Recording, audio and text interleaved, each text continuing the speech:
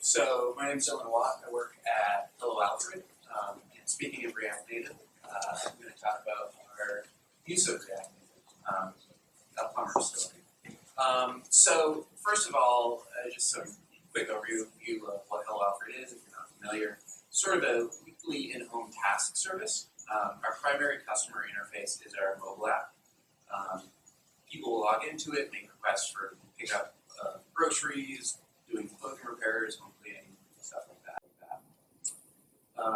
When we were actually making the decision of how to move forward, we were a pretty small team. We still are. Then we were Series A, and now we're Series B, and we're hiring. Everybody's interested. We have a lot of React code. We have a lot of interfaces because we have a lot of personas that interact with our system. We have just the customer, but we have internal dispatchers, we have field team members, we have administrators, we have partners who need to log into analytics. So we have a lot of surface area for a team our size. We have a Node backend. We love Typescript. We don't have an Android application. So we knew that we needed to solve this. Right now we have, or at the time, we had a primarily Swift native application. We had a completely separate React web application, and we had no Android app. People on Android would have to log into the web application. The web app isn't in parity because it's two different systems. You have to maybe change one and update the other. Swift, our iOS app, gets kind of primacy, and then anything trickles down to the web app. Not really pumped about that, so we needed to figure out a way, because we have so much surface area, to reduce the number of times we have to make a change to support a feature, and that brought us to React Native. And so what this talk is going to be mostly about is the process of dropping React Native into an existing app. Because we do have this iOS app, and it is our interface that everybody logs into from the day-to-day process, we couldn't just scrap it, and we needed to add on top of it. And so why that is, we could do a complete rewrite. Go in, do create React Native, spin up a new project from the command line, and just start rewriting our application and bring it all over to React Native. For people who have done this enough times, rewrites are hard. We have a lot of things going on in the rest of the business as well. We have a pretty big moving target as far as our back end. We're supporting a lot of new features.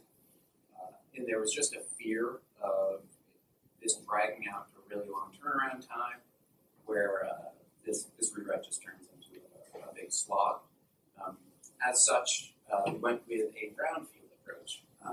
Brownfield, real term apparently. So, user onboarding was a really good target for us of where to drop in React Native. If somebody opens the app, they have a get started button that goes and has a sign up flow. When they're done, they're dropped into the rest of the app.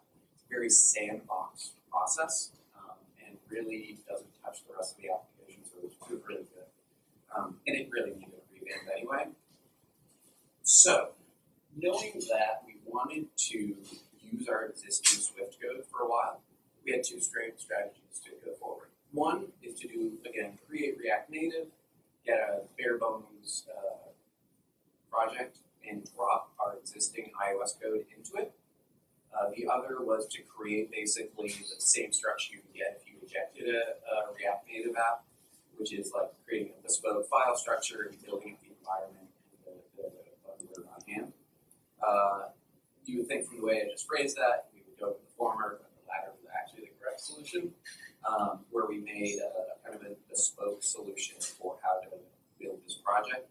And here we kind of have what we ended up with for a file structure.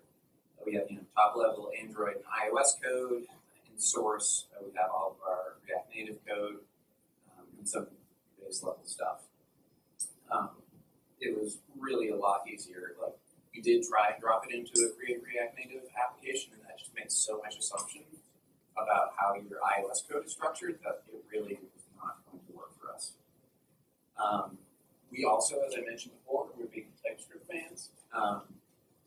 The first pass, we did a two-phase transpile where we would put our TypeScript into JavaScript, and then that JavaScript would go through the React Native bundler. It was okay, but it was like 5 or 6 seconds to do a reload. these days it's not acceptable.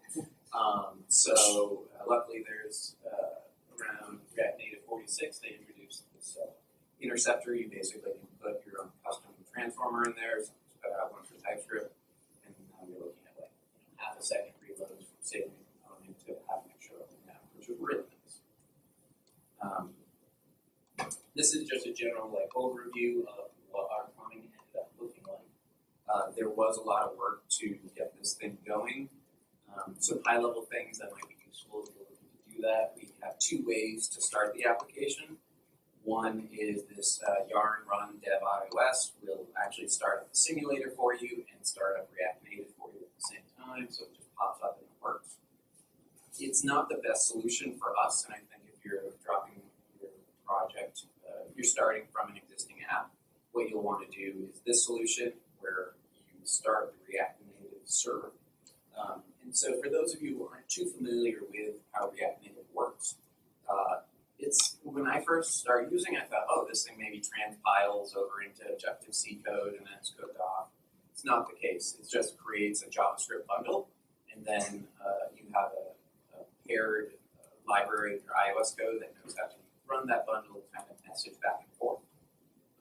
And so you can start a React Native server, and it's literally just a HTTP server serving up a bundle that your application loads. And I'll go into a little bit later on here how that works. One last thing down here is just an example of this is a 0-point project. We have a sed replacement of our vendor files because of some random bug somewhere. This, again, one of the themes of this is you're not on the happy path if you're doing this. I think it's the right way to go, but there's some tricks there. So let's start with, you have an iOS application and you just want to launch a React Native view in it. This is like the bare minimum to launch it. For those of you who are familiar with iOS development, you have a UI view controller, which is just like show a thing. You create a React root view, it's like show this thing, and then you attach it to your view controller. And away you go, it does all the magic under the hood once you give it the bundle URL.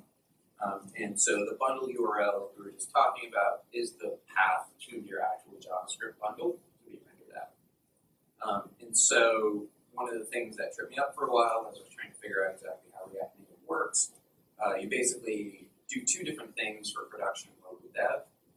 When you do a production build, you just hook off your index file and put it in the root of your file system, and React Native will pick up that and run it.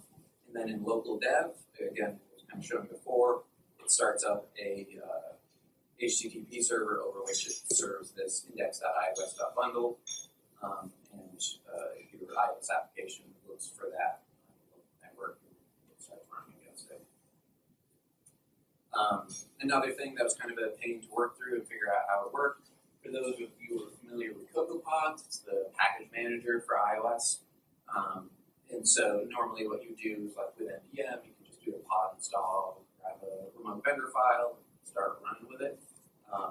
Because a lot of the React Podfiles live in your node modules one step up, you just kind of have to do this stuff that's fairly well documented of telling CocoaPods to walk up one more step in the file system and grab a bunch of code out of there. And this is like the actual Objective-C code that knows how to transform your JavaScript bundle into something that's actually run. So we've kind of gone over how to do React Native and how to do iOS, but now kind of how do we communicate between the two runtimes.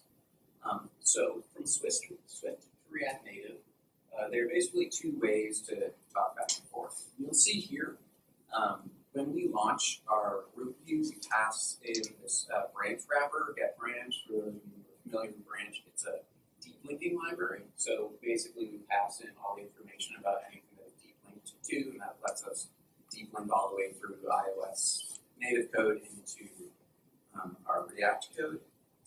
But we can also do it through bridging. And this is basically, you can write Objective-C code that is then exposed into your React Native runtime. And And so you'll see for the rest of these, basically the Objective-C or Swift code is going to be white, React Native black. So up here we've defined a very simple dictionary that's exported, and then in our React Native code, because this thing defines implementation native config, we can actually see native modules, native config, just grab our environment off that. And that's how we define our environment once in our iOS code that's exposed to our React Native code.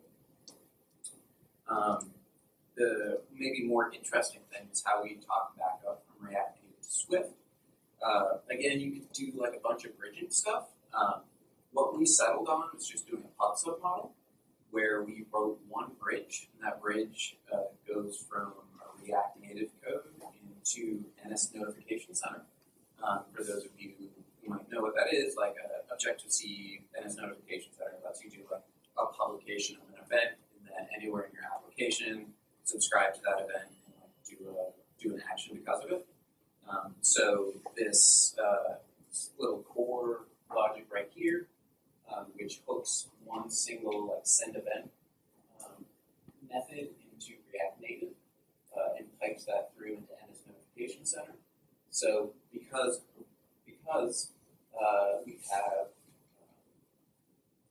this one thing, we're actually able to expose many different types of methods, whether we want to bail out of the React view, whether we want to get open intercom, pipes through that, and then elsewhere in our code, we're able to subscribe to a handler for open intercom and do it there. So only one bridge to serve many events back and forth. So in conclusion, like, what is it worth it to drop React Native into an existing app, or is it make more sense to do it?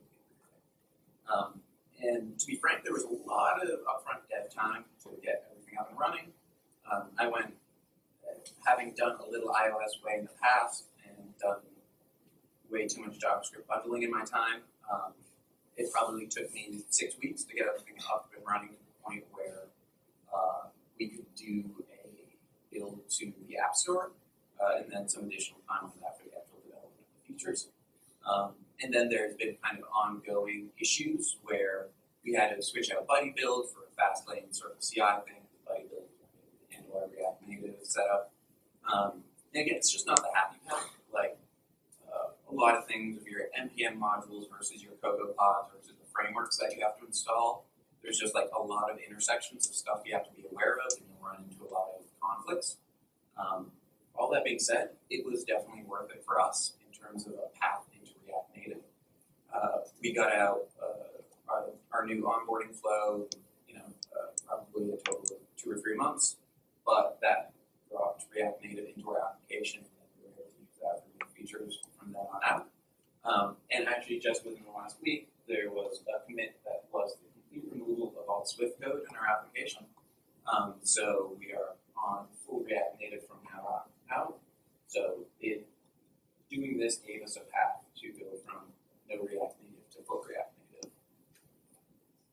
And that's it.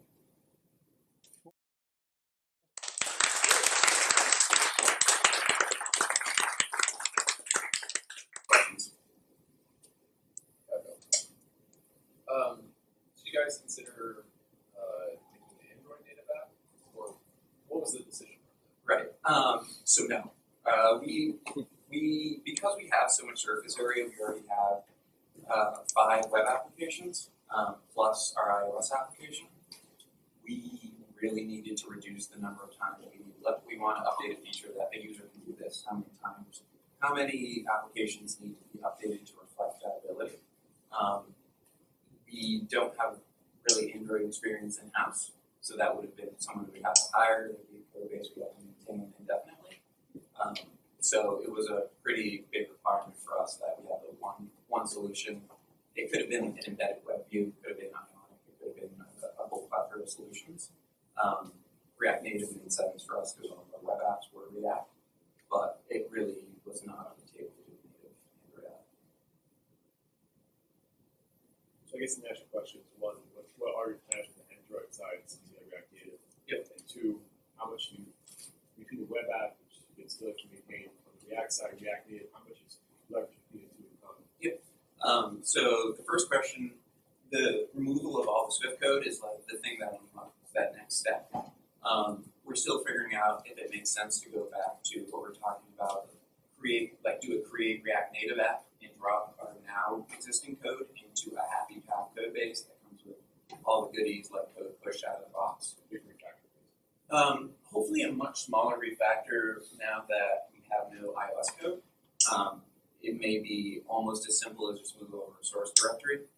It probably won't because it never is, but we're close to it. And then the second question is how much is shared between the web apps and the React Native. Right now, the only thing that's shared is Typescript definitions. And even then, it's more through convention than actual NPM definitions. Like our API on our node module exposes Typescript definitions for what the actual signature of the API looks like, and we'll reuse those in our different applications. There is a plan to move either to a package called React Native Web or something like Tachyons to be able to build our web app straight from React Native. Tachyons, Tachyons. That would be like, once we have Android out, then we'll figure out the best way to build the web app from it. But to be frank, once we have the Android app out, it's not even a requirement for us as a business to have a web app anymore. The web app is really just a server. So do you find that you are able to accomplish everything that you had wanted in Swift world in React Native world? Or, because you said you've removed now all of the Swift, right? Yeah. So did you have to sacrifice some UI, sacrifice some of what the designers wanted, or?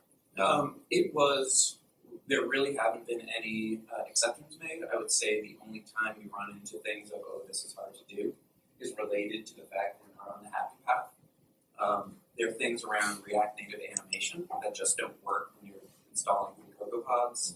I don't really understand the maker of it still to this point, but I just know that's a thing. So you could argue that's a limit of React Native, and certainly if you're running a hybrid app forever, you will have to get that figured out. For us, it really wasn't too much, and I think where there is, we're pretty familiar at this point with how to write a bridge. It's pretty straightforward to just